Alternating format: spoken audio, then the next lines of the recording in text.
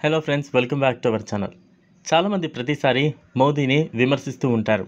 Article 370 తీసేసిన తర్వాత మొదటిసారి ప్రధాని మోదీ కశ్మీర్ చేరుకున్నారు. కానీ ప్రధాని రాకముందే అక్కడ జరిగిన కొన్ని సంఘటనలు వింటే మీరు ఆశ్చర్యానికి లోనవుతారు. ప్రధాని మోదీ కూడా ఇలా జరుగుతుంది అని ఊహించి ఉండరు. అదేంటంటే మోడీని అక్కడ చూసిన చాలామంది నాయకులు మరియు ఇతర దేశాలు భయపడ్డాయి. కశ్మీర్ మాజీ ముఖ్యమంత్రి అయితే వేల మంది ముస్లింలను ప్రధాని ఆయన ర్యాలీకి బలవంతంగా తరలించారని ఆరోపించారు.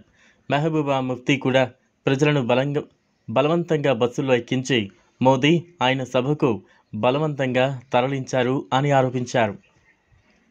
ఇంతలోనే అనూహ్య సంఘటన జరిగింది.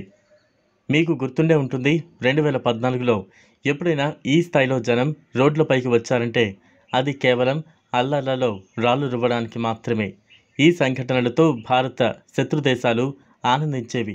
కానీ ఈరోజు కశ్మీర్ జనాల ఆదరణను చూసి ఆయా దేశాలు నిద్ర పట్టకుండా ఉన్నాయి.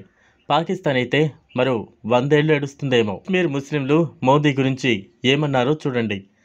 ఇక్కడకు రావడం చాలా సంతోషంగా ఉంది. వారిని టీవీల్లో చాలాసార్లు చూసాం, కానీ మొదటిసారి స్వయంగా చూస్తున్నాం. కశ్మీర్ను మోదీ చాలా అభివృద్ధి చేశారు.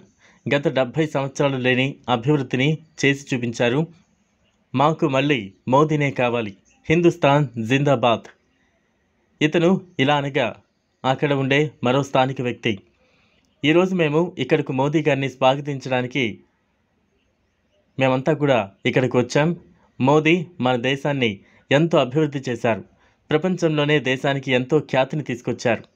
మా కశ్మీర్ను ఎంతో అభివృద్ధి చేశారు.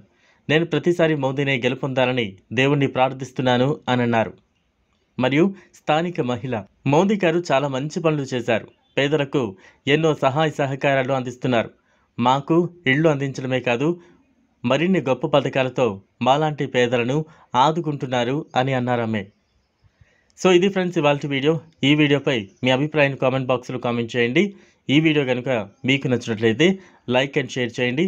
అలాగే లేటెస్ట్ అప్డేట్స్ కోసం మా ఛానల్ను సబ్స్క్రైబ్ చేసుకోండి. Thanks for